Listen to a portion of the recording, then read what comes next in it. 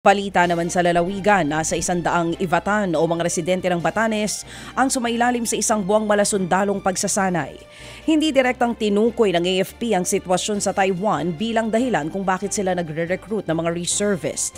Pero ayon kay Batanes Governor Marilu Cayco, nakikipag-ugnayan na sila sa gobyerno at militar para sa mga gagawing aksyon sakaling lumala ang tensyon sa pagitan ng China at ng Taiwan. Kabilang sa mga plano ang pagtatayo ng panibagong port o daungan na posibleng pondohan ng Amerika. Makatutulong daw ito sakaling kailanganing ilingkas ang nasa 600 OFW sa Taiwan.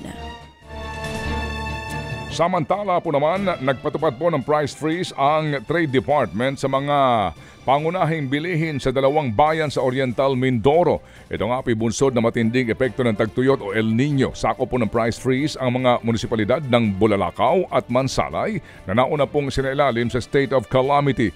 Hindi maaring magtaas ng presyo sa ilang pong mga pangunahing bilihin tulad ng delata, gatas, kape, sabong panlaba at iba pa sa loob ng 60 araw. Nasagip ng Philippine Coast Guard ang halos 200 sakay ng sumadsad na barko sa Romblon.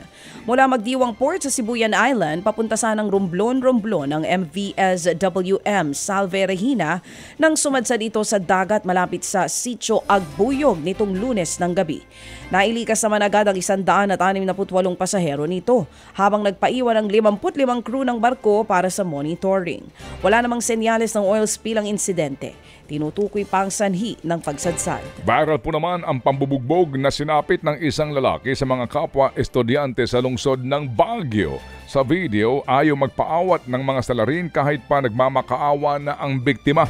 Ayon sa mga opisyal ng barangay, grade 8 student ng Gisad Valley National High School ang naturang biktima. Naglalaro umano ang lalaki ng sugurin ng mga kapwa estudyante. Umano'y alitan personal ang nakikitang motibo sa likod ng pangunguyog. Inaalam pa pagkakakilanlan ng mga estudyanteng nanguyog. Tatangkain naman daw ng barangay na kausapin ang lahat ng sangkot sa rambulan na ito. Patay sa pamamaril ang isang working student sa Cotabato City. Ayon sa pulisya, pauwi na sana mula sa pagsambang 21 anyos na biktimang si Michael John Mangulamas nang bigla na lamang tambangan ng hindi pa nakikilalang gunman. 7 beses siyang binaril ng salarin. Inaalam pa ang motibo sa nasabing krimen. Ted Filon at DJ Chacha ngayon nasa Radyo 5 92.3 News FM Monday to Friday 6 to 10 a.m.